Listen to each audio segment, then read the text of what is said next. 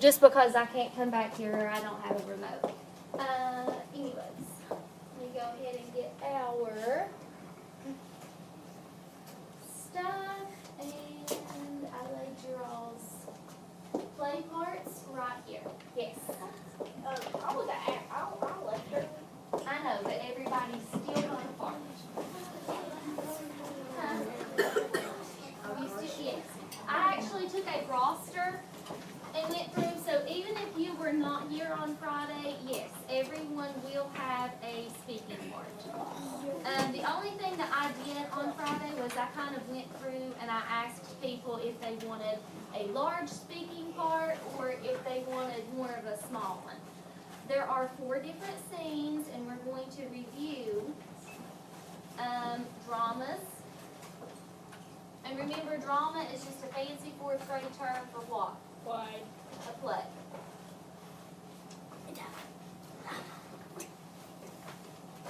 But first, we have to get some background information, and we have to talk a little bit about what we are doing. And yes, it is the American Revolution. I told you we would start today with Unit 7. So if you look at our agenda, today we're going to start off with Lesson 1. And the read aloud on Chapter 1 is Bills to Pay. And you all already know a little bit about this because on Friday I let you go back and we got to watch some videos over the American Revolution. And sum that up for me. What happened? What kicked off the American Revolution? Stephen? British was quite paid, like they were putting tax on the tea, and they were basically charging them. Okay, good. And then they had a Boston Tea Party, and the Americans put the tea in the ocean. In the harbor. Good job. So that was the initial kickoff, I guess, was the British. They still wanted that that control, and they said, well, we're just going to charge taxes on everything, and they raised prices. What else happened during the American Revolution? Macy. The British got mad because they refused to pay that much for that stuff. Okay. So they came over and killed people. Okay, and that resulted with what? Do you remember? The Boston Massacre. Good job. The Boston Massacre. Okay, and we talked a little bit about this too. Was the American Revolution just one big overall war? No. What was it? Ethan. It was like timing war in the process. Okay, you had a bunch of smaller battles. You had smaller situations to occur. And all of it together was known as the American Revolution. So, starting off from there, that's why with Chapter 1, when you read Bills to Pay, now you're going to have more of an understanding about what you are reading. Okay? So we're going to read and discuss, and it starts off with a small play. There are 4 scenes, and we're going to go back in and talk about what a scene is, what are stage directions, and we're going to review a drama a little bit. And then the second part of our day, we're going to have activity page 1.1, and it's basically to practice summarizing in your own words. Because when we took our practice K-Prep on your MAC test, on Infinite Campus, on Mastery Connect, anything that we look at, standard RI2, which is reading informational, we're going to go over those in just a second. RI2 is always a weak point for us. Now, yes, that is covering main idea, but that is also the same thing as you giving a summary. Are you able to retell the text back to me? What was it mainly about? And you're putting it in your own words. You all have struggled with that a little bit, so that's going to be our main practice today. As far as your standards, we have a literature standard that pops back up because a play is a type of a drama. Okay, so that's a literature. You have RI1, we're going to review details. RI2, main idea. RI3, events in history. Well, this is the American Revolution. That's a big event in history. RI4. Why do I go like that when I say RI4? Because we still in the process of practicing our word meanings. So that's going to be a big one. RI5, text structure, you're going to be putting things into a sequence. When you think about this, if we're talking about the first battle, then the second battle, then the third, what are you doing? Yes, by dates. Okay, RI7, visual information. You're going to have some charts and graphs that you're going to be analyzing. And then RI8 is just supporting points. So the whole topic for today and your targets are, by defeating the French in the French and Indian War, you're going to learn that the British established themselves as the dominant power in North America. What's that mean? This sounds all fancy up here, but what's all that saying, Macy? It means that they are the biggest power, they have power over everything. Yes, okay. So think about the British. They were the ones that they established themselves with dominant power. They were the ones that if you needed something, if you needed goods or food or clothes, anything, you had to go through the British. If if something happened, they were the lawmakers. They were the ones in charge of all the rules. Okay? Number 2, we are going to identify changes in British policy towards the colonies. One of those changes are they increased taxes on the colonies. So remember how last week I had you do a map over the 13 colonies and we got to learn where those places were. That was the whole reason for me doing that. You needed to be familiar with the original 13 colonies. Okay? So we're going to go ahead and we also have some word work this time around. And your word for the day, I put it over here, is conflict. You need to know that a conflict is the problem in the text. So let's pretend that you have a story about a little girl and she lost her cell phone. The whole time through the story, she's looking under her bed, she goes back and looks in her classroom. What's the main conflict in your story? She what, Weston? She lost her phone, so that's our problem. Okay, now, that's a real simple kindergarten example. When we read this, an example that we're reading about where we can use conflict is, in this conflict, the British fought the French for control of land in North America. That was a problem. British was trying to control everything. Okay? So that's going to be your word work for today. We're going to do an activity with that in just a second. Now, we're going to enact a portion of the American Revolution just to help us better understand. And there are 4 scenes included. Remember, when you have a drama, you have an act, which is a certain time, a certain place in the play that you're reenacting. Okay? We don't have any acts in this one, we just have scenes, and scenes are smaller portions of the play. Alright? Scene 1 is about European explorers and the new world that they have found. Scene 2 is about Native American alliances. When they met the Native Americans, which were what? Indians. The Indians were the one that showed them how to harvest crops and what foods they could eat. So scene 2 is about them meeting the Indians. Scene 3 is about competing for the same land.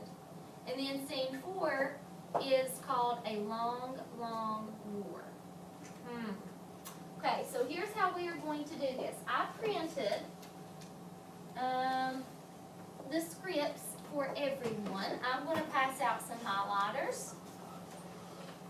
And I'm going to be reading for you, or calling out to you which character you are in the play.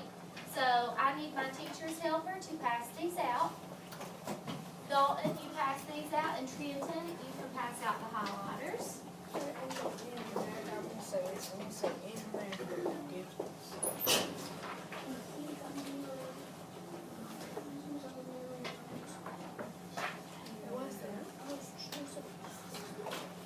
What's in America?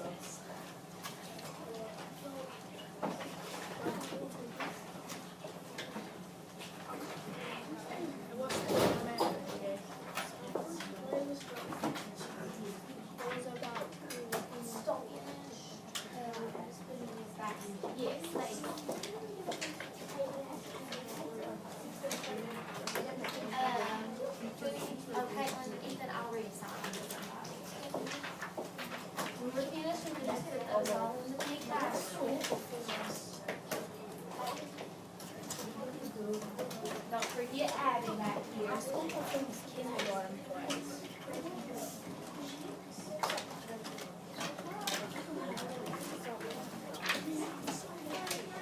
You have to give me a height marker. That's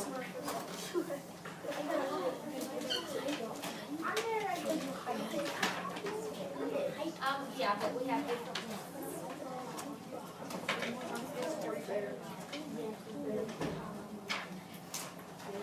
Okay. So if you look at your script, it says core connections, scene 1, European explorers and the New World. The first thing that I want you to look at is your cast of characters. So if you look up at the top, you can see where it says characters, and it says narrators, 4. That means you have 4 different narrators. Timeline tracker, audience member, English Royal, English Explorer, thank you, French Royal, and French Explorer. So whenever I give you your part, you're going to highlight it in the cast of characters, and I want you to highlight all of your roles, all of your parts, okay? So, for example, if Macy is narrator 1, then she might be narrator 1 for all 4 scenes.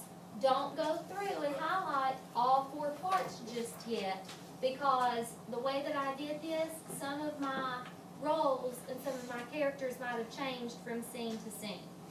So in scene 1, narrator 1 is Macy.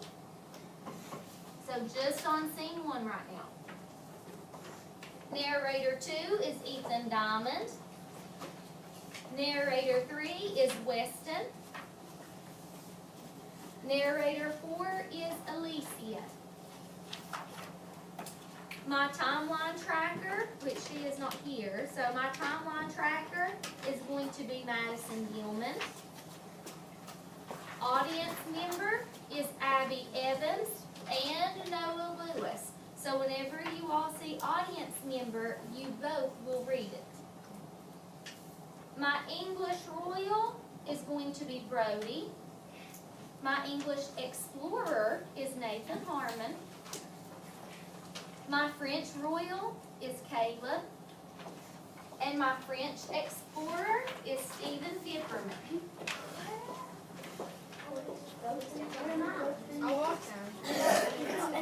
You're an audience member. Okay. Now, flip on over to scene 2, and we're going to go ahead and highlight our parts for scene 2. Now, in scene 2, this is Native American alliances. So for your characters, you have 4 narrators, a timeline tracker, Native Americans, so that's 2 different Indians, the English Explorer, the French Explorer, and here we go. My narrators stay the same. So whatever narrator you were in scene 1, you are also in scene 2. Madison, you are still the timeline tracker. Native American 1 is Mackenzie, and Native American 2 is Tori. My English Explorer and French Explorer stayed the same. So Nathan and Stephen, you're still my explorers. Move on to scene 3. And my cast of characters changed, boys. My cast of characters changed just a little. I only have narrators 1 and 2 in this one. I have a map guide, a British general, a French general, and whenever it says the French, that means the whole entire class says it together, okay? So for this one, my narrators 1 and 2, you stay the same. My map guide is Cadence. My British general is Lee. So highlight British general so you know what you are in scene 3. French general is Trenton. And then, of course, the French, it says, is the whole entire class. So leave wherever you see where it says British general. Right here, you need to highlight. And then last but not least, in scene 4. In scene 4, I only have 2 narrators. Oh. Yep, we're on the wrong page. Okay, I have 3 narrators, 2 different audience members, and a timeline tracker. So narrators 1 through 3, you are the same. My audience member number 1 is Riley. Audience member number 2 is Dalton. And my timeline tracker was supposed to be Ethan, but we will let Madison continue that part since he is absent. Okay, if you want to highlight your part, you may. Please give people respect in just a second to find their part.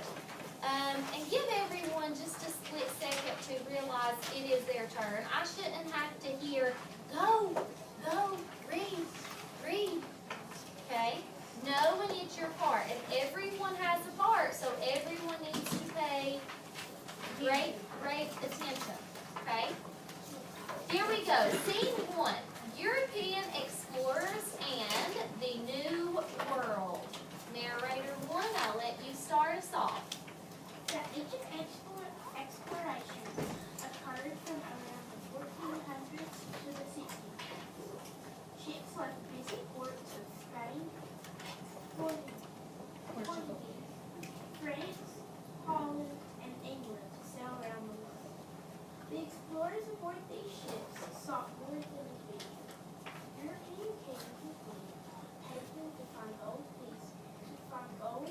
spices, and gold.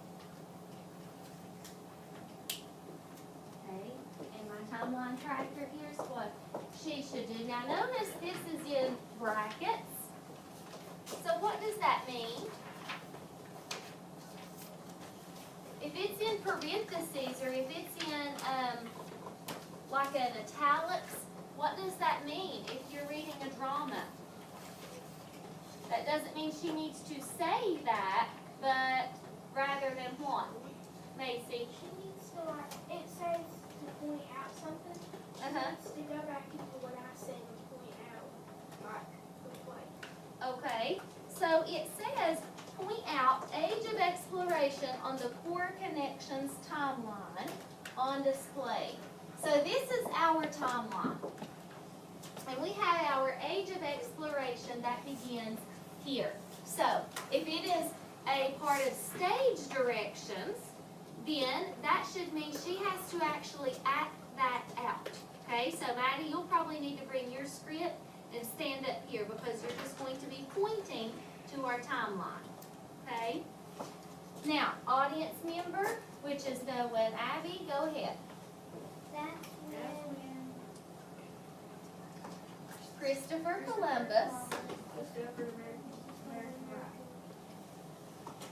Well, not exactly. Native people have lived in the Americas for many, many years before Columbus landed.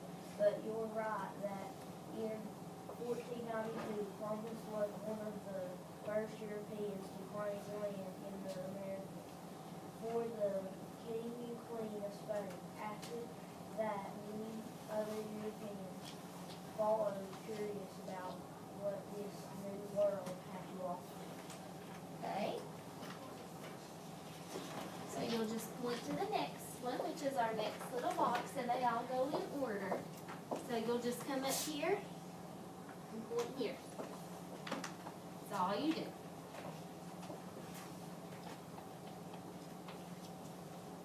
Okay. Narrator 3. In the mid-1500s, both English and the French began to form colonies in the New World. And in 1607, the English established their first permanent colony in Jamestown, Virginia. After that, as I said, the rest is history.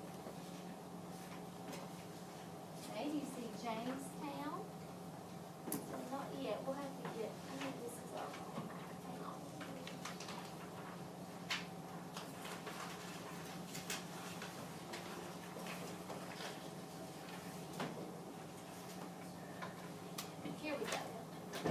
So point to Jamestown. Okay? Narrator 4.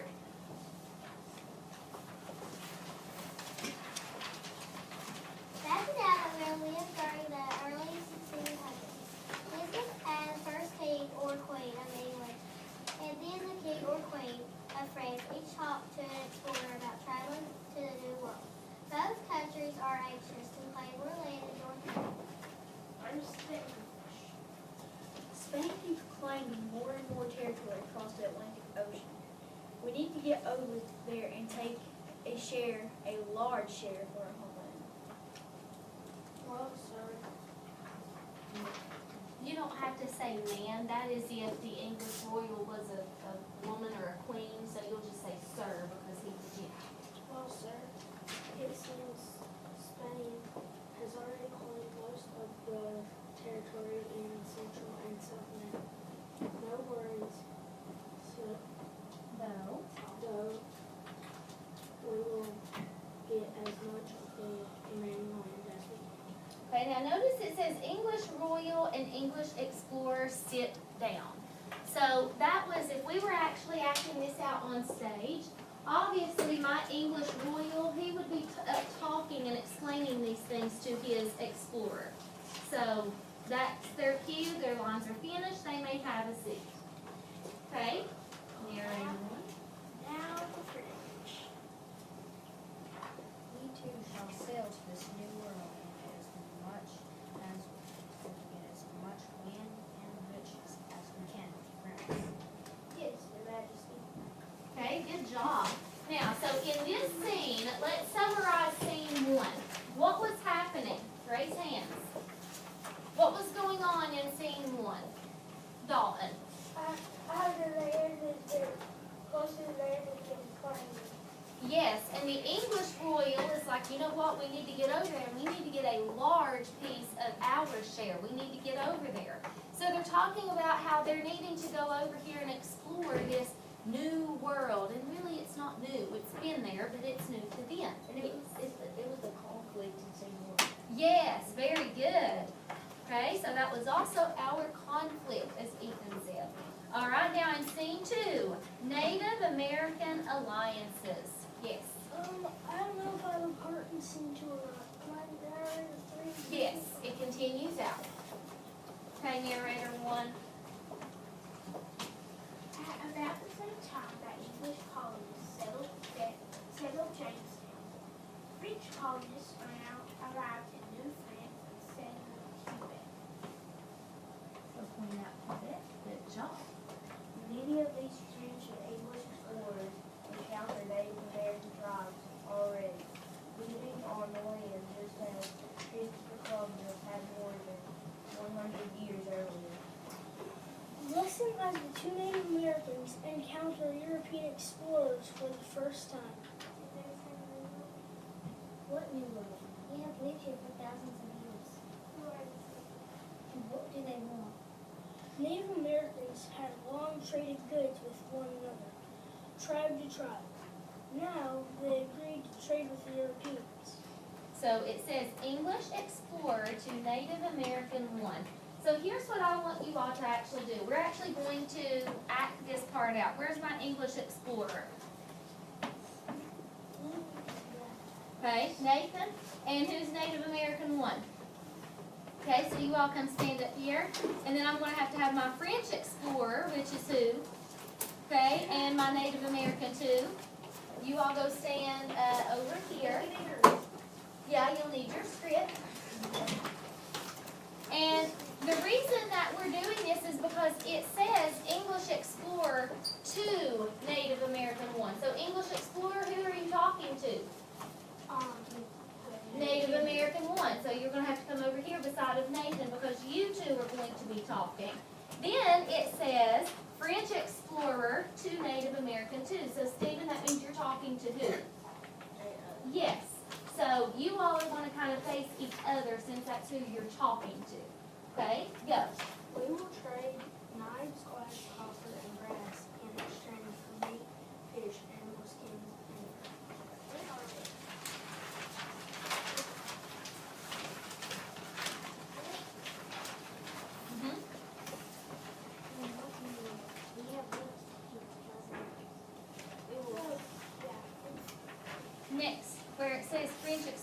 Stephen, you're actually talking to the Indian.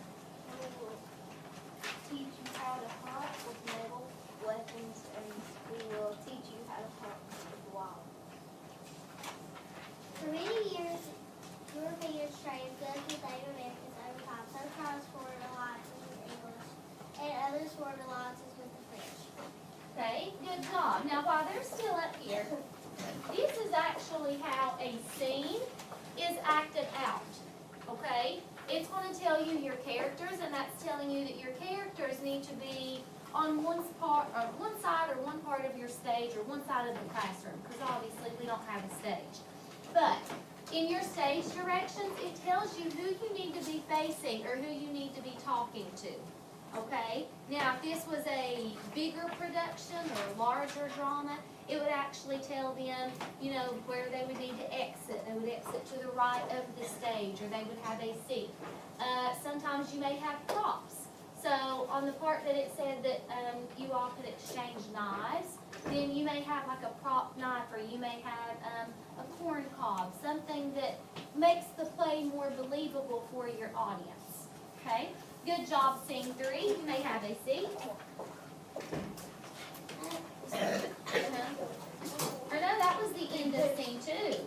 Okay, so for scene 3, my narrators, and I need my map guide, my British general, my French general, and then the French, which is all students, remember. Yes. So you were the French general. No, you were the French lawyer, wasn't you? Okay, so who's my French general? Okay, so Trenton, you can come up. And who's my map guide? Okay. And let's get the map.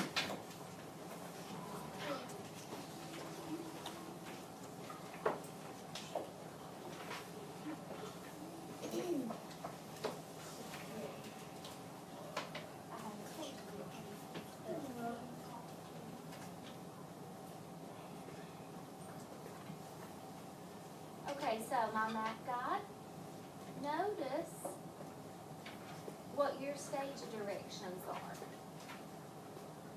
Look in your script, look at map guide, and see where it says in your stage directions, point out the English colonies as well as the areas north and south.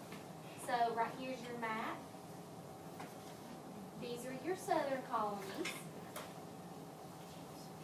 These are the northern colonies. And these are the middle, because they're in the middle. Okay?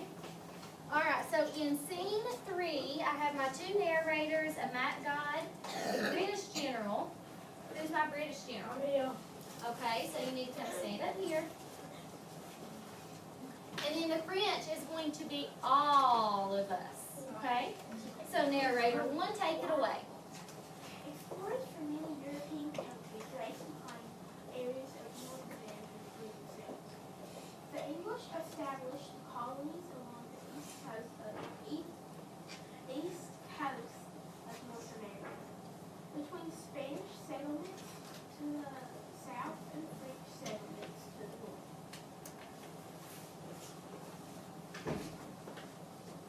Okay? By 1733, the British had established 13 colonies in America. The last one being Georgia in 1736, but it was not enough. They pushed westward across the Appalachian Mountains to an area already occupied by the French, the Ohio River Valley. Okay, good job.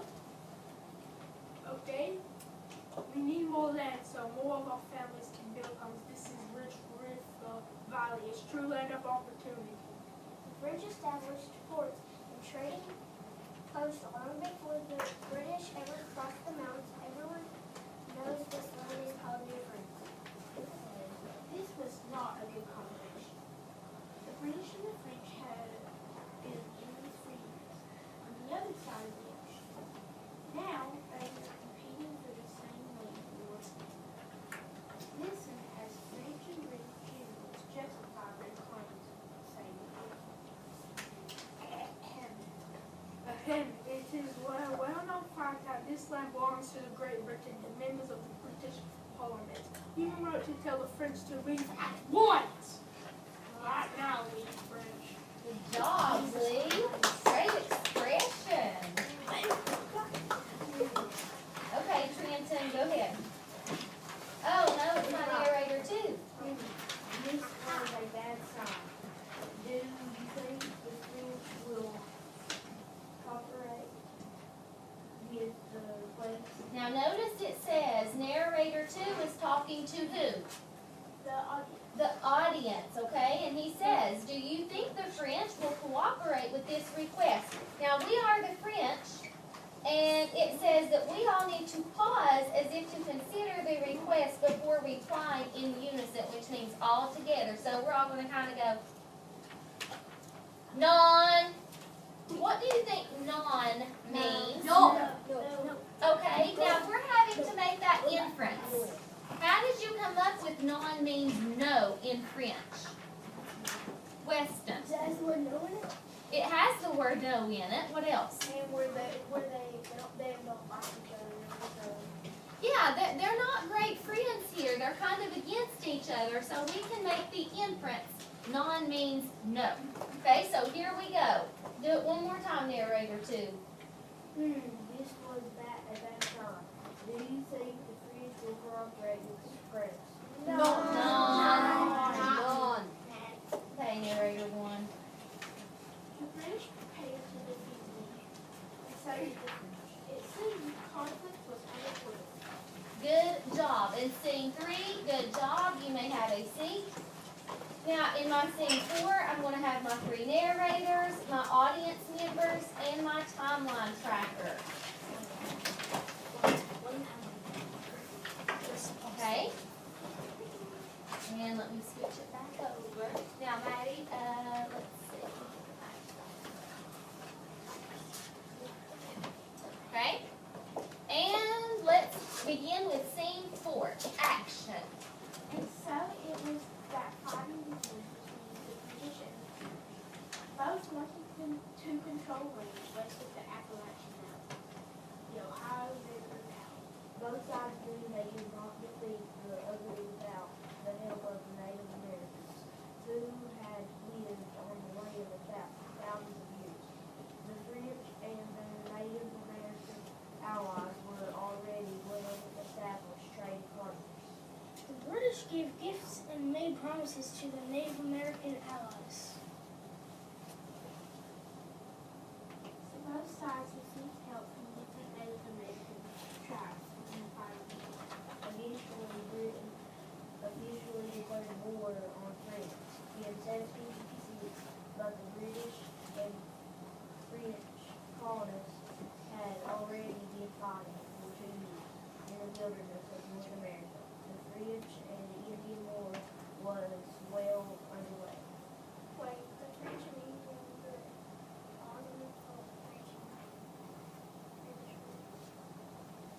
Excellent question. The war is known as the French and Indian War because the British fought against the French and their Native American or Indian allies. That's right. The French and Indian War was not a war between the French and Indians. It was between the French and British, part of their ongoing struggle for control of land in other parts of the world. Who's audience member 2? So fighting was going on in other parts of the world at the same time. Yes, the French and the Indian War was just part of more fighting involving many countries, particularly the French and the British around the world. Fighting continued in the wilderness of North America for a very long time.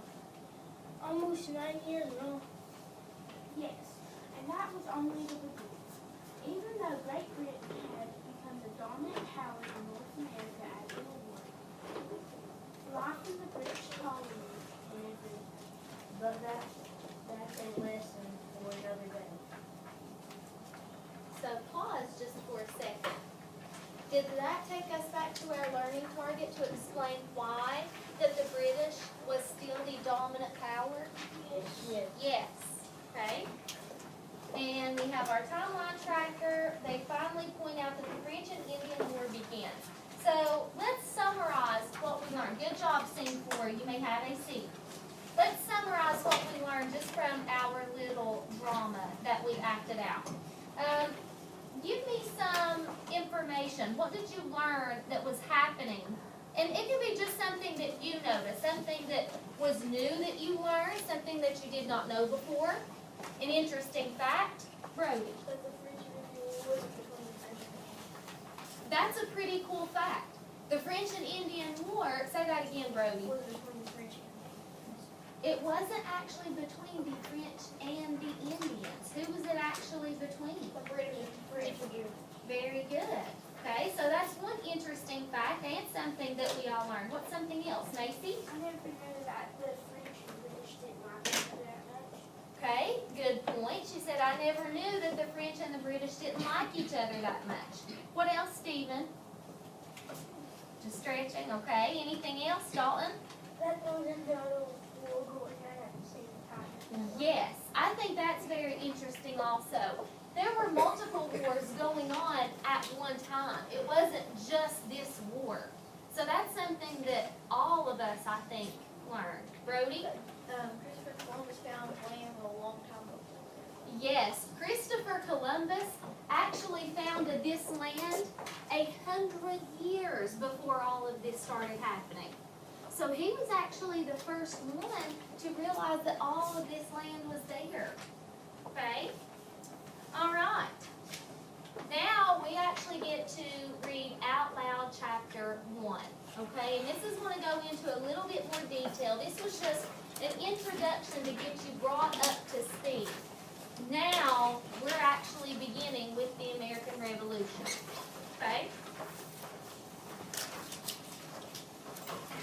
So just remember that the American Revolution refers to a time period before and during the Revolutionary War.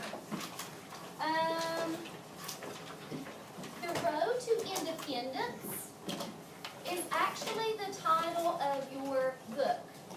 Now, think about the title just for a second. Road to Independence. What type, and I want you to think, what type of figurative language is this title? Whenever it says Road to Independence, do you think that they're actually on a road, and if I pull it up on Google Maps, it says Road to Independence? No. So what type of figurative language is being used here? Ethan? It's not an idiom. You're so close. I'm going to have to give a pirate token for this one. Cadence? Yes, a metaphor. Why is it a metaphor, Cadence? Because it's comparing and it's not using the grass. Very good. She said it's comparing a road, to independence. And it didn't use like or as, but the whole fact of it is there is not an actual road at all that they're traveling on. The way It's what? done it to independence. Yes, it's how they got there, kind of like their path. Very good job, proud of you. Okay, so in this chapter, which is titled Bills to Pay, I want you to follow along as I read the first 2 pages, and then I may call on some volunteers. Your first vocabulary word that you will see is conflict, so I want you to pay attention on how it is used on that page and think about context clues. Now, the big question, this goes in with our learning target, and it's up at the top of your page. Read to learn why the British government taxed the colonists and why doing so angered them. So we know, yeah, they raised the taxes, but now you're going to figure out why. Does anyone remember, based on the video we watched Friday? Trenton? Because the British still wanted to have control of the colonies. Well, they did, but there was actually a more specific reason. Dalton? Because they thought they were part of it. Brody? I think it was where they was in a war and they lost so much money over somebody overpowering them. Oh, ding, ding, ding. Okay, that's part of it. I'm actually going to give both of you all a pirate token because that was a really good review from Friday. Ethan, what were you going to say? I was gonna say, because North America was gonna live somewhere else, but they were still gonna try to buy goods off of them, so they decided they wanted to raise the prices. Okay, so hold that thought. You're going to figure out the specific reason why they charged them taxes or raised them. And you're also going to figure out why exactly it made the colonists so angry, as much as what it did. Okay? And then the big question says, why did the British government tax the colonists? Why did that make them angry? So it just puts it in more simple terms for you. Chapter 1, bills to pay. And everyone needs to be on page 2. To better understand the events that led to the American Revolution, we will have to travel back in time to the years between 1754 and 1763, when the British fought against the French in a different war on North American soil. This war, known as the French and Indian War, was part of a larger struggle in other countries for power and wealth. In this conflict, the British fought the French for control of land in North America. During the French and Indian War, many Native Americans chose sides. Some fought with the British, while others fought with the French. Battles were won and lost on both sides. However, as is often the case in the war, there is a turning point. In this war, it was a battle fought in a part of Canada controlled by the French. In 1759, British soldiers sailed up the St. Lawrence River and attacked the French city of Quebec. The British were victorious in the Battle of Quebec and then went on to take the Montreal the next year. Montreal's fall signaled the end of large battles between the French and British in North America. Sporadic fighting continued until 1763, when the Treaty of Paris finally ended the French and Indian War. Now, this is an inference question. What was the turning point in the French and Indian War? Now, it gave us some clues. What was the turning point in the French and Indian War? At what time? What happened? Ethan? It tells you in your book, but it's not an exact word for word. Brody? It was when they had a battle up in Canada. Okay, but it was between the Battle of Quebec and who? I can't say it. Montreal. Very good. Okay. Look at the map on page 91. So hold your place and flip to the main back of your book. On page 91, I want you to locate St. Lawrence River.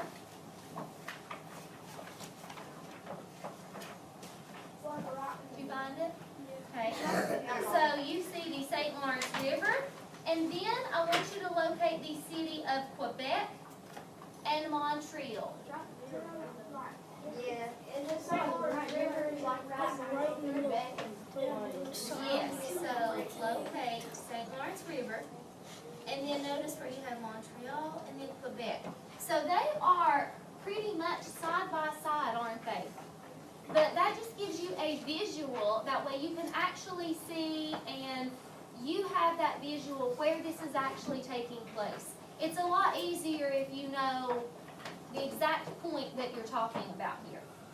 Okay, now you can flip back to page 3 and 4.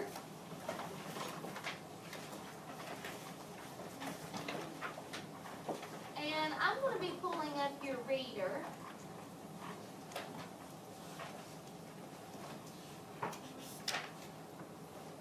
That way we can look at some pictures and some captions. Page 4. In the treaty, France agreed to give up almost all of the land it had claimed in North America. The French handed over control of this land to Great Britain. However, the new land came new responsibilities and financial burdens. Notice the word burdens is in bold. What do you think burdens means, Cadence? Some sort of aggravation. What else could we assume? Stephen?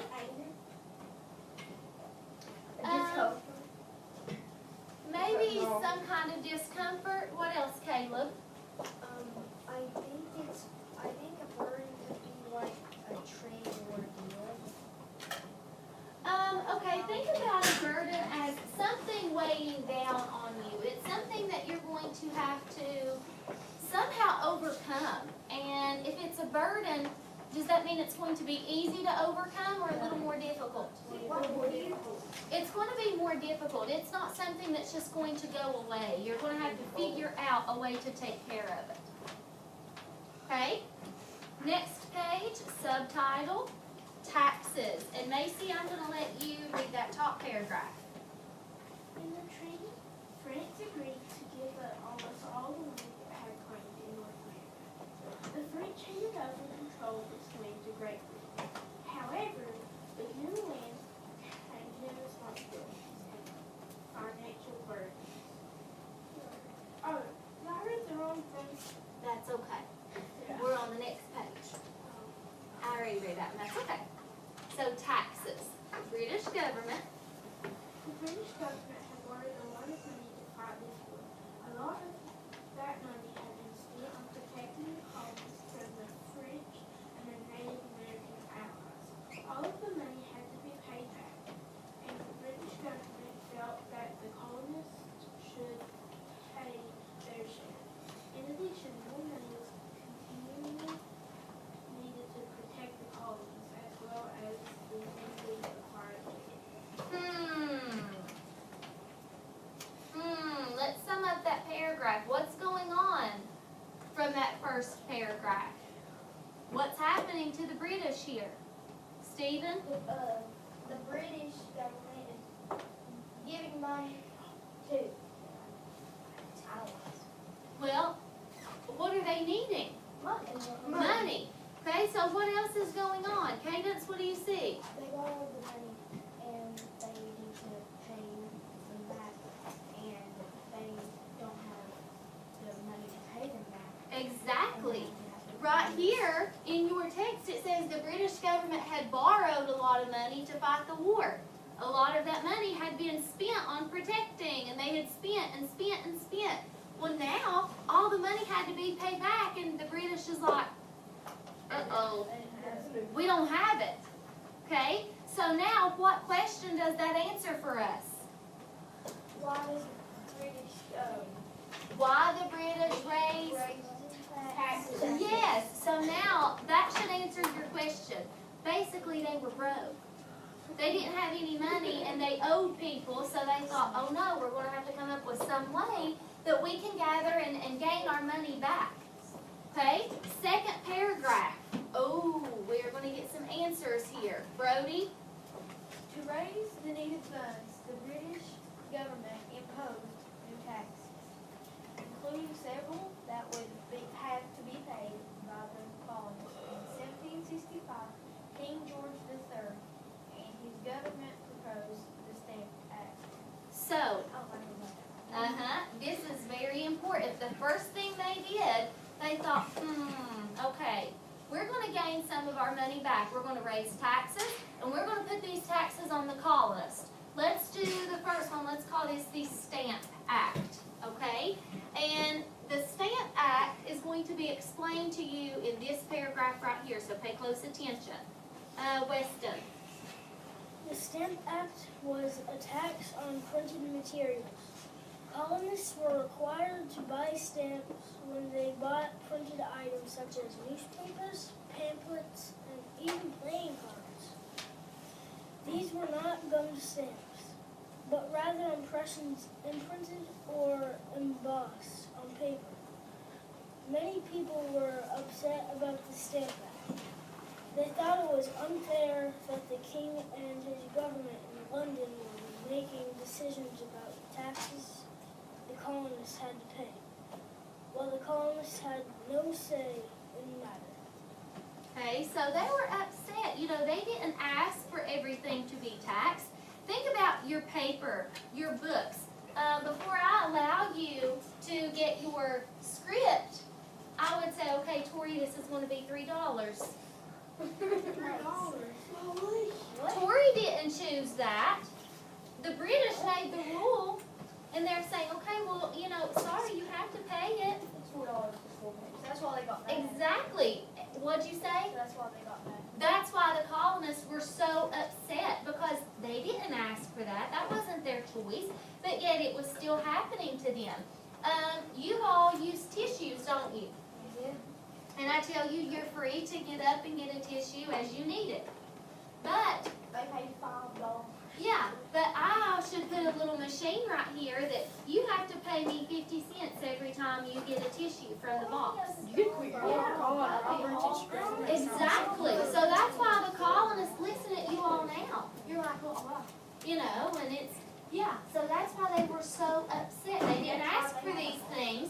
And this Stamp Act, But the British needed money. And they had no say. this Stamp Act was being charged, and they put it on any printed item, any printed material.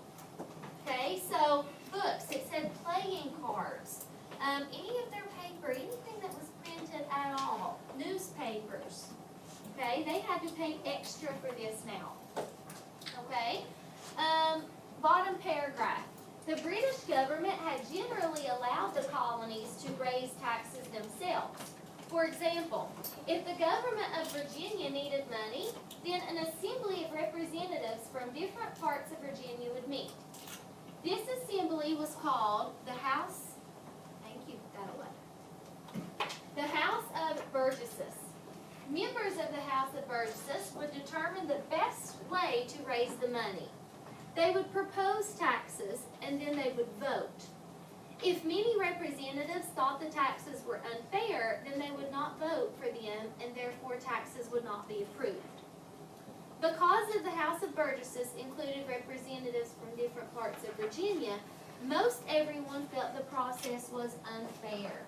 So in any other situation, if that state or that colony needed to raise taxes, they would all vote on it. Everyone had to say so on if, well, yeah, we should do this. It's okay with us. And that kept everything at peace. If you have a say-so, are you going to be more satisfied and more okay with the ending terms? Pretty much. What if we come in, think about just going outside. You know, if I come in here and I say, guys, you know what, it's really cold outside today. It's been raining. Why don't we take a vote? If you want to go outside, you know, it's going to be cold. But, you know, let's vote. If you would rather stay in here and watch a movie, raise your hand. You're going to be a little bit more okay with the outcome, whether as I just come in and I say, no, absolutely not, have a seat. Because then you're like, we didn't even get a say. All right, so that's kind of how it was with the taxes. Every colony had an assembly similar to the Virginia House of Burgesses. This morning, Your iPad kind of went crazy. Uh-oh. It's kind of fancy. I think it stopped recording. If it is, hopefully you can go off with the Nope, we're good, but it says low battery. I thought I plugged it up. It's not plugged up. Maybe it's a cheap charger. Oh, it came out. Oh. We're good. It's okay. So, every colony had something similar to what Virginia had. Every colony had their own system of how are we going to vote for these taxes. Okay, so that's what they did. The assemblies weren't all called the House of Burgesses, but they did the same thing. You had a group of representatives, you would come in and you would vote on the process. Although the colonists continued to raise their own taxes, even after 1765, they felt that rather than imposing a new tax on the colonies, the king and his government should have asked the assemblies to find a way to raise the money that was needed.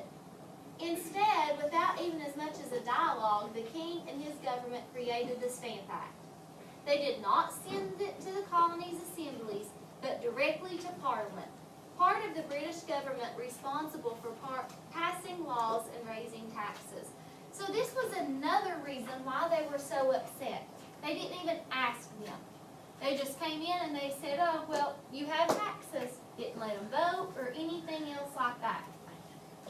Okay, third paragraph. Stephen. The colonists agreed with the bills that had to be paid, and they wanted to be, They wanted to contribute. they wanted to contribute. But they also wanted some say in how the money was raised. They made thousands of miles away from Parliament. They were concerned, you skipped one. They were concerned that important decisions About tax were being made thousands of miles away by a parliament that had no colonial representatives. This progress didn't seem fair. To them. Okay, next paragraph. Ethan? Other regions outside of England, such as Scotland, had representatives in the parliament. Their job was to represent and stand up for the people of Scotland. But there were no representatives from the 13 colonies in Parliament. Not even one. Okay. Someone who is not read. Let's see. Trenton, go ahead. When the colony people were upset about the Stamp Act, they expressed their unhappiness in various ways. They held protest meetings, they wrote pamphlets, they sent Petitions. petitions to London. They tried to explain why they thought a Stamp Act was unfair. Okay, so pause on page 6 for just a second. These colonies, or the colonists, it says they became very upset about the Stamp Act, but how did they show their expression? Was it in a violent way or was it in a more calm way? Okay, I hear more calm. Give me some examples from your text. What is a way, or prove to me, how do you know it was in a calm manner? Macy. Because they sent like letters and stuff to ask them to stop, instead of like going up to the door and knocking on it and yelling at them. Very good. Instead of just going up to them and yelling in their face or trying to start a fight, it says first they, or one example, they sent letters. What else? Ethan? They had pamphlets and Pamphlets. What's another example? Kaden? They held petitions, they had meetings. So this was all pretty much in a calm manner. You don't have any war breaking out between anyone. They're just basically wanting their voice to be heard. Okay? Next page.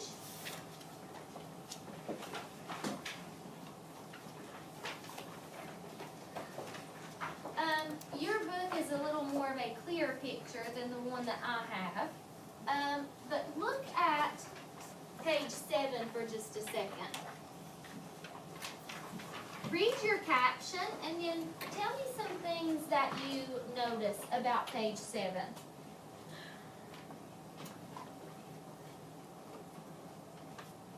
Brody?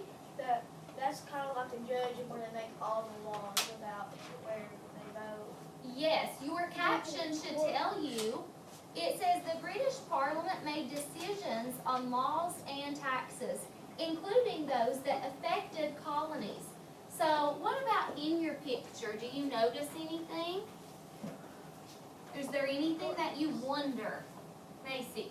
I noticed that nobody's like standing up and yelling at the judge to like make the taxes stop. I like that. She said, notice that in this picture no one is yelling. You don't see any angry faces or you don't see any like pointing. That's telling you that at this time it's still pretty peaceful, right? Okay, so no violence has broken out yet. Anything else that you notice or wonder about this picture? I wonder if there's any North Americans there. Okay. Something that we know, what color did the British have? Red. Do you- Not much red. There's not much red there. Orange. Anything else that we notice? It's like the, What else? it looks like they're sneaking around like British redcoats, like they're ducked down and watching the judge. Maybe. That's a good possibility. Okay. Yes. One more. Like I wonder if they're like Soviet British soldiers and all those other people like Like representatives.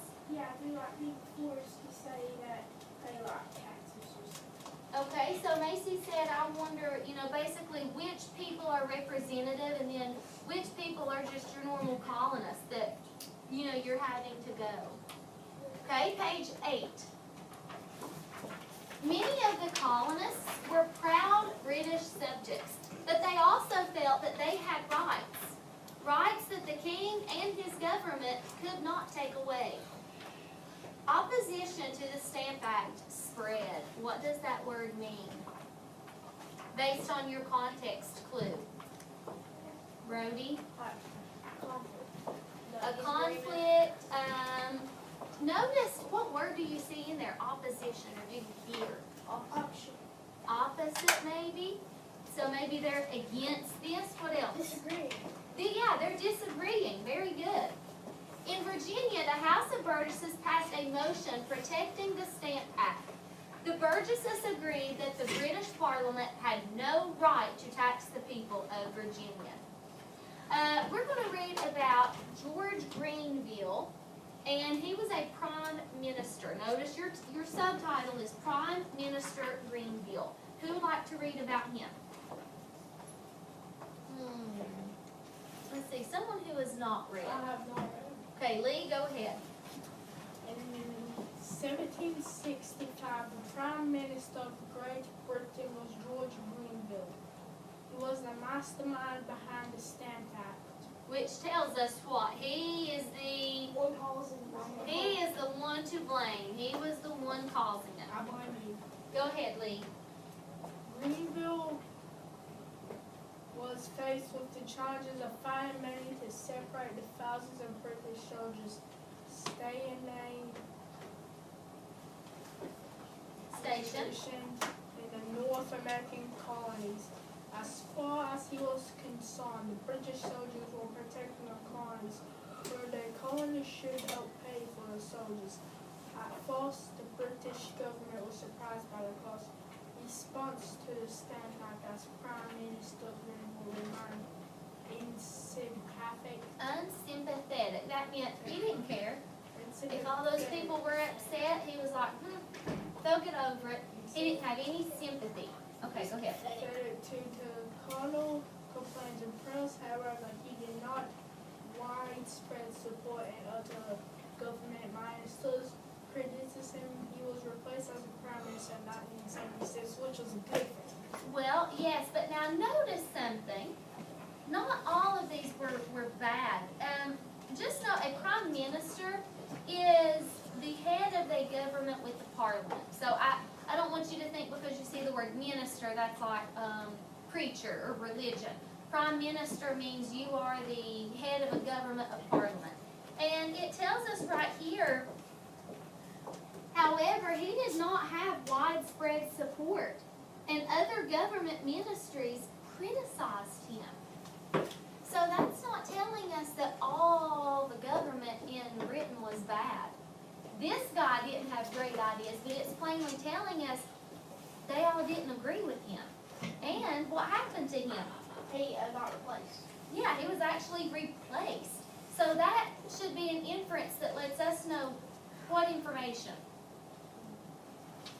That he was the one calling the taxes and that means like all of Great Britain could do that. That wasn't bad. Okay, good job. Now, this is our last page in chapter 1. A leader emerges. Who is that on the horse? George George Washington. Is he president yet? No. No, he is not president. Okay, who wants to read about a leader emerging? Dalton, go ahead. George Washington fought in the French and Indian War alongside the British. He served as a major and led a group of Militia. militia against the French in the Ohio River Valley. As a result of a successful mission against the French Starting Army, Washington was promoted to colonel. He became the commander of a group of soldiers from Virginia and North Carolina. Although his next mission was not as successful, Washington had made a name for himself as a private general in 1755. He became the commander out of Virginia Military. He was elected to the Virginia House of Representatives in 1758. Okay, so George Washington must have been loyal to his people, a good leader, because notice here it says that Washington had made a name for himself as a valiant leader. That means he was highly valued, okay? People wanted him. It also says he was elected to the Virginia House of Burgesses, so he was part of the rule and the lawmaking process now.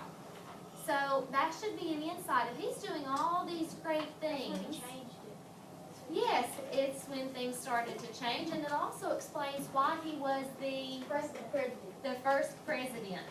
Very good. We're going to wrap up our lesson. So after reading chapter 1, by defeating the French in the French and Indian War, now you should understand that why the British is known as this dominant power, okay? They just kind of came in and they said, here you go, here's some taxes, and they didn't even ask, they didn't even take a vote, they just kind of came in and forced them upon the colonies. Target 2 had said to identify changes in British policy towards the colonies. So when you talked about the increasing taxes, does that now make better sense to you over what's happening at this point? Yeah. Okay. So this is a literal question. You can find it directly in your text. Why did the British government tax the colonies? And why did it make the colonists angry? Okay, and this is more of a recap. We discussed and discussed. And I'm going to pull some popsicle sticks. So we'll break it apart into two parts. First, why did the British tax the colonies? Dalton. Because the British didn't have enough money to pay them back. Very, very good. They didn't have enough money, they owed people money, and they had to find some way to regain some funds back.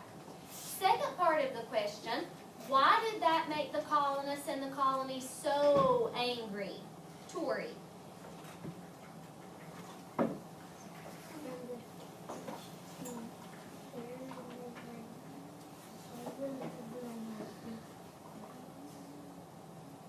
So they told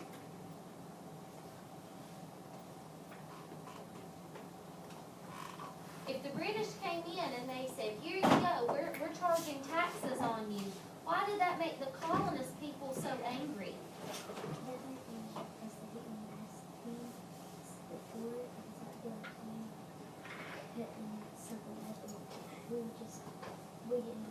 You didn't ask us about it. Yes, and that was their main reason for anger. It was because they didn't have a say-so. Okay, they had no voice in what was happening. Okay, we're going to do a little bit of a think, pair, share, and you can talk about it with your table. And then we're going to go through and share as a group. Discuss with your table members. Do you think the Stamp Act was fair, and do you think the colonies should have to pay their share? So think of one reason why, and then be prepared to share it with me. Talk about it with your group members.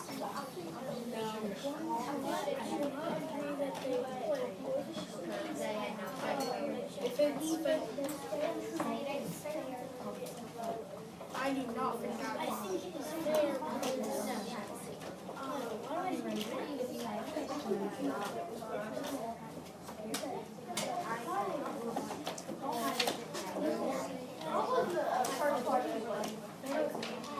Do you think the same Let me give my reason. I don't think it's fair because they have to pay for all the stats and like if I was a t-shirt, if I was there I would draw my shirt.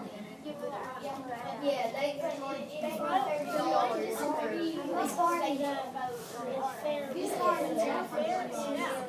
What's happening now?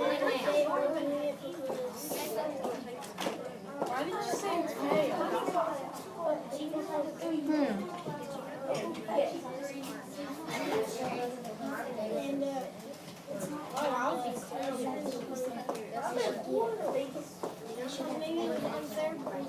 Okay, stop. Time's up. And I heard some really good reasoning going on, especially from these two tables. Table 3. Why did you think the Stamp Act was unfair? Go ahead. The state act was unfair because they just thought about it, not even asking the colonists, and then just like pay somebody. Okay, and what was your all's reason, Table 4? Why was it unfair? We said it was unfair because, and they got, like, they didn't want to pay it because that they had no say so about it, and it's kind of like what they said. Yeah, they had no say-so. You came in, it's being forced upon them. Table 5, what was your reasoning? our reasoning was, we thought it was not fair because, maybe they didn't have enough money and they didn't make the decision. That's a very good reason to be upset. If I'm a colonist or a colonist person and I don't have a lot of money, I'm really going to be upset. British was the one that you spent all of your money, so why is it my responsibility to get you out of the hole? Exactly. Okay, what did you all say? We thought it was unfair because, like, the British just decided to spend, like, all that money and we decided to throw it all on them. But we also think the colonists should pay, but not as much because the British did spend their money on protecting. Ooh, that's the first, and I like that. They brought up a very interesting point. The British did spend a lot of their money making sure that everyone was protected. And that's the first time, Macy, that I've heard it from the other side. The colonists should have to pay something, but maybe not so much. Good job, Table 2.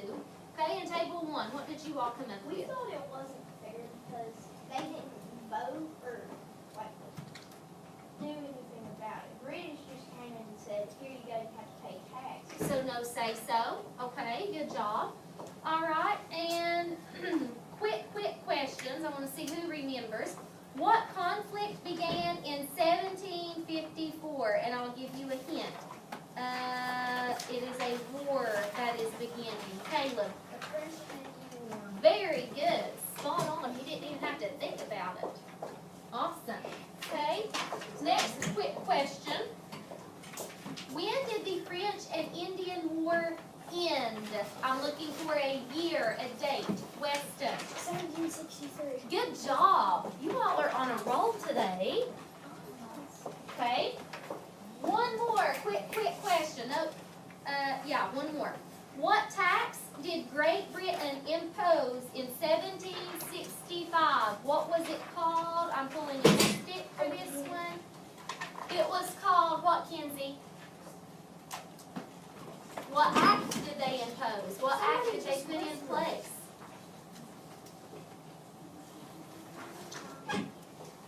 Think of our Think Fair Share question.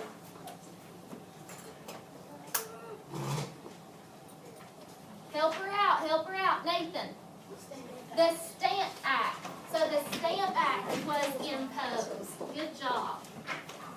Okay, and we're going to do a quick little activity with our conflict, and that's going to be it for today.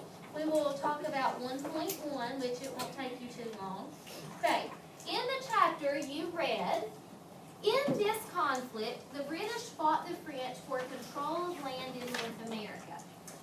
Say the word conflict with me. Conflict. Now, yes, we should all know what it means, but I saw on that test, and I've seen on Mastery Connect, and on IXL, that we're still forgetting what that means. Okay, so here we go. Conflict means a fight or struggle between power or authority. The conflict between two countries resulted in a war. Think about a conflict that you have experienced. And I'm going to pull just a couple of sticks here in just a second, but I'm going to give you some examples first. If it is a conflict, I want you to give me a thumbs up. If it's not an example of a conflict, then give me a thumbs down. Remember, conflict means a fight or struggle for power of authority. Okay? So first example.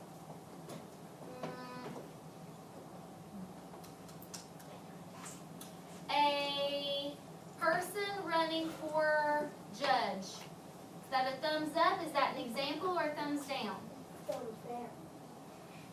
Oh, that is actually a thumbs up. Because if a person is running for judge, That's an authority. Oh, yeah. yes, it's an authority and he's competing against other people.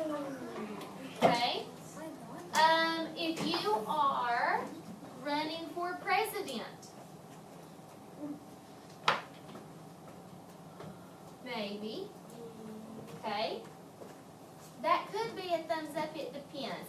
If there is a debate or if there's something like a fight going on with it, like if they're trying to overcome something, then sure, that's a thumbs up. Think about, oh, here's some different ones. Think about thumbs up or thumbs down. And whenever I snap my fingers, I want to see it here. Because I see other people looking at other people's hands, and I want to see yours. Okay. Jordan wanted to use the television to watch a movie, but his brother wanted to use it to play a video game. They argued over who got to use the television. That is a thumbs up because they're arguing over who basically is going to win and watch television. Okay? Next example. Justine wanted to stay up late, but her mother told her it was time to go to bed. Justine listened to her mother and she got ready for bed. Good job. That is a thumbs down because there is no arguing. Lee, give me a thumbs up or a thumbs down whenever we go, okay? Third example. Francisco and Daniel took turns using the skateboard.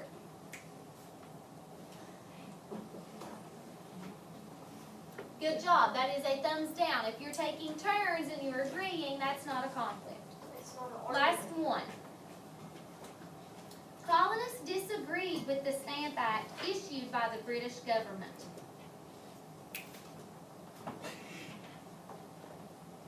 Good job. That is a conflict because they're going against it, they don't like it. Okay. Now, I'm going to go ahead and pass out your papers.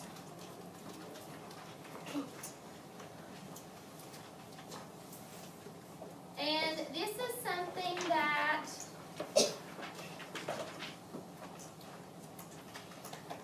you can take home. You may be able to finish it this afternoon. If not, take it home with you for homework. There's only 3, and I don't want to hear any oohs or ahs.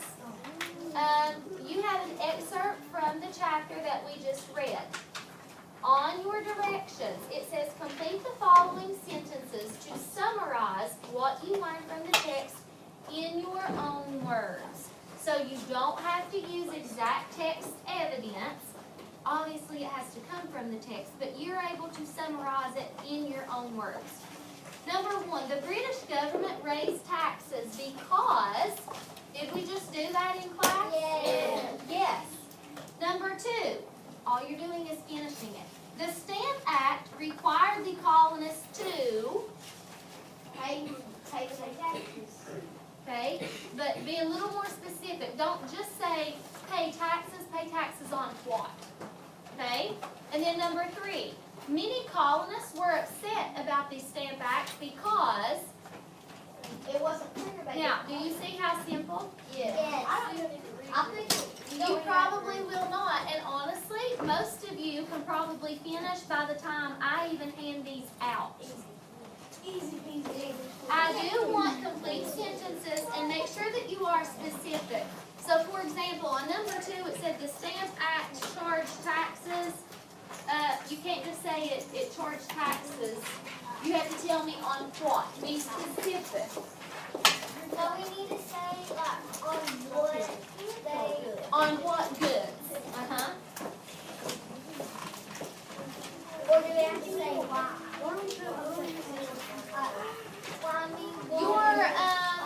Your scripts, you may take home with you. They are yours to keep.